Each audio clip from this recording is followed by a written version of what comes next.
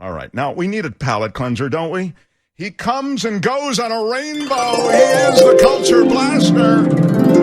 He's in studio with us. Michael Snyder, everyone.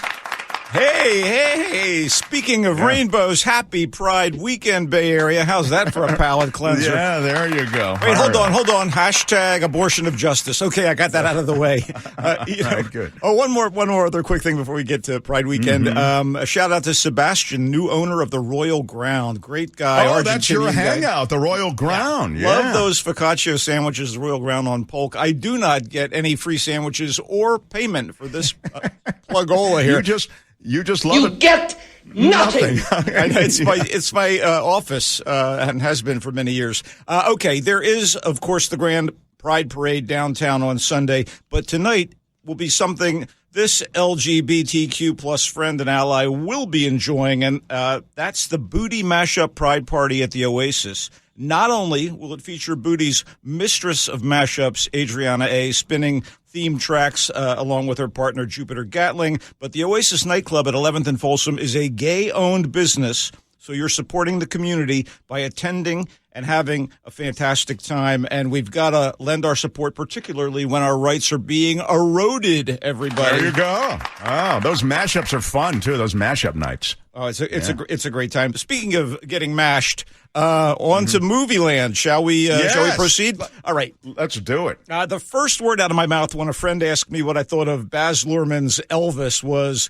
gaudy. This nearly 160-minute biopic about the king of rock and roll, Elvis Presley, not Costello, is exhaustive and relentless and sparkly and hyperbolic in a mythic look at the life, rise, and demise of the boy from Tupelo, Mississippi, who became one of the biggest stars in show business history. There's Elvis. Elvis. He's right up there with Marilyn, Chaplin, Mickey Mouse, and then the rest. Anyway, Luhrmann's breakthrough movie, as you may recollect, was Moulin Rouge, a kind of a love it or hate it, candy-colored, pop music-driven pastiche of Art Nouveau era cultural history and doomed, heavy-handed backstage romance. With Elvis, he was able to be truer to his subject while still embracing glitz and melodrama. After all, the story of Elvis ends, spoiler alert, with him doped up on prescription drugs, crashing and burning while still a superstar, albeit one who was reduced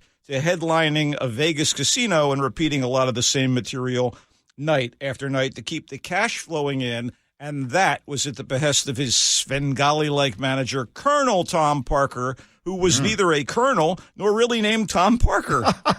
Is that right? It's all here. It's all here. And it's all over the top and does have merit due to Luhrmann's dazzling visual sensibilities and a kind of a bravura performance by a relative newcomer named Austin Butler, who acts. Bravura is definitely a ding word, Chris. Go for it. Thank you. Go ahead. Yeah. Butler acts, sings, and gyrates in Elvis fashion and exudes Presleyan charisma. And Butler looks the part. Not as close as young Kurt Russell did when he played Elvis back in the day, but close enough for rock and roll. Speaking of which, there are some original Elvis recordings used here and some featuring Butler's vocals, and the transitions from one to the other are fairly seamless. Butler's previous roles were like mostly TV stints that never really suggested he could carry a feature film of this scope, but boy, carry it he does. Now, this is especially true since the other major figure in the movie, one whose story is integral to it, seems miscast, and that would be Tom Hanks, America's dad. Oh. Still entirely too Hanksian under a bunch of top-notch prosthetic makeup, plus his accent as Parker, who apparently, are you ready? He was a Dutch expatriate. And the accent is all over the place and generally sounds like Tom Hanks doing a weird accent. So Hanks is on screen so much that it becomes the movie's biggest problem for me, undermining. Oh, so you thought it was distracting. Very much so. They should have found someone unknown or somebody who really was an old curmudgeon. Anyway, this undermines suspension of disbelief that should carry you along with Butler's believable Elvis. As for Luhrmann's Elvis is a flawed wonder to behold, really. Eventually, though, as bloated as Elvis himself was at the end, despite all the talent on display, it's in theaters. Oh, wow. This is interesting. So a big caveat, and felt like it was really a casting mistake to put Hanks in there. And why don't you just text it? 925 is saying that Pastiche should get a ding. Yeah, thank you. You're absolutely right. Sure. Thanks a lot, audience. All right, I'm happy to say that The Black Phone, it's an extremely effective and artfully executed horror movie about child abductions in Denver, Colorado during the 1970s. Maybe I should be more scared than happy. And maybe using the word executed was a little too on the nose. In The Black Phone, resourceful 13-year-old Finney and his little sister Gwen not only have to deal with an abusive alcoholic father, their community is beset by a string of disappearances. To make matters worse for the siblings, the missing kids are mostly in Finney's age group. And Gwen is having what seem to be prescient dreams about the kidnappings and the fiend responsible, someone they call the Grabber. As for The Black Phone... Prescient is a good ding word, Chris. Go ahead, yeah. As for The Black Phone of the title, because, why The Black Phone? It hangs on the wall of the dank place where the grabber brings his victims. And oh, my God. This is horrible with kids. Though disconnected, the phone rings, Mark. And if you answer it, there's someone or something at the other end of the line. I don't want to reveal too much more about this other than to say it's a very well-made adaptation of a short story by a guy named Joe Hill that actually has a Stephen King vibe to it. And I mean that as a compliment. The script was co-written by the movie's director, and that would be Scott Derrickson, whose more impressive previous efforts include The Exorcism of Emily Rose and the very first Doctor Strange movie. Guess what? The Black Phone, featuring a strong, pivotal performance by Ethan Hawke, is one of Derrickson's very best. It's claustrophobic, tightly budgeted, supernatural horror done right. The Black Phone is in theaters. Wow. You really, really liked it. By the way, excuse me for this. Executive producer John Daly, I just got a text that the stream is off the Fabulous air. Can you tell me what's happening with that? Well, check into it.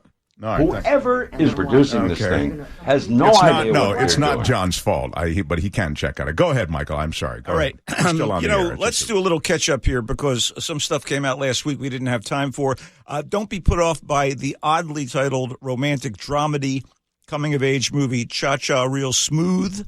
In fact, it's a pretty smooth and sweet-natured effort by multi-hyphenate Cooper Rafe, who wrote, directed, and stars in it. He plays aimless recent college grad Andrew, who has reluctantly moved in with his mother, stepdad, and little brother in suburban New Jersey until he finds his path or makes enough money at whatever job he can find to join his girlfriend in Barcelona, where she's on a Fulbright scholarship. So Andrew is stuck working at a minimum wage fast food joint until he lucks into a gig as an entertainment director for bar and bat mitzvahs, for parties attached to these bar mitzvahs. And his younger brother goes to all of these. So, obviously, plot strands start interweaving. Look, he's sort of an event cheerleader, like what they used to call a tumbler at Borscht Belt resorts. He gets everyone dancing, keeps the guests in a good mood, etc. So over the course of these parties, Andrew meets Domino, the 30-ish single mother of an autistic girl. Sparks fly between Andrew and Domino, who notices the kind way he interacts with her shy daughter. Domino is played in beautifully vulnerable, adorable fashion by Dakota Johnson, who has great chemistry with Rafe. Of course, the age difference is a problem for Andrew, as is the fact that Domino has a fiancé who's a successful lawyer. Obviously, there's trouble afoot here. Leslie Mann and Brad Garrett play Andrew's mom and stepfather, so those characters are in reliable hands. And all the kid actors in the movie are good. What a shocker. Although there are faint echoes of like Garden State, Orange County, and other indies here, and even a little whiff of The Graduate, Cha-Cha Real Smooth leans on that air of familiarity and works because it's earnest and endearing. And I think Rafe definitely shows promise as a lead actor and filmmaker. It is currently streaming on Apple Plus. Why is it called Cha-Cha Real Smooth? It's a kind of a little dance thing they do at these bar mitzvah parties. And bar mitzvahs? Okay. All right. I have only a few 1 minute left. Okay, look. I got to get to this because it's got your segment. You decide how you want to spend your minute. It's such a high-powered couple at the head of this. Jerry and Marge Go Large. It's a feel-good-ish movie with very talented big-name actors as the title characters, Bryan Cranston and Annette Bening. as an aging middle-class couple, Jerry and Marge Selby, and it has a potentially fascinating and inspiring tale to tell, relying on setups and payoffs we've seen before, so it comes off a little lukewarm. And speaking of payoffs, the movie is about this recent retiree, Jerry, who used to work as a line supervisor for a famous cereal company, has too much time on his hands, and uses remarkable facility with math to figure out a loophole in a state lottery game, and with his wife and neighbors and a goofy convenience store clerk, starts winning really big. And it's cute and a little uplifting. And you got any questions for me on this, Kim? No, it sounds excellent. I can't wait. No, you're supposed to say. I have one. Okay. One. Is it based on a true story? Yes, it is. It's absolutely. Thank you. There you Jerry go. and Marge Go Large. I think it's on Hulu or something. But, I mean, you got Rainn Wilson, Michael McKean, and Larry Wilmore in the supporting cast. I saw it, and it's great. I think you're right. I agree with everything you've said. It's a little uplifting. Nobody gets murdered along the way, and it's based on a true story. Yeah. If Hallmark Channel had a prestige division, this would be there. But it's on Hulu, and it's a crowd pleaser. If the crowd is mom, dad, their adult kids, and Mark Thompson watching the movie on a weekend night in the entertainment room.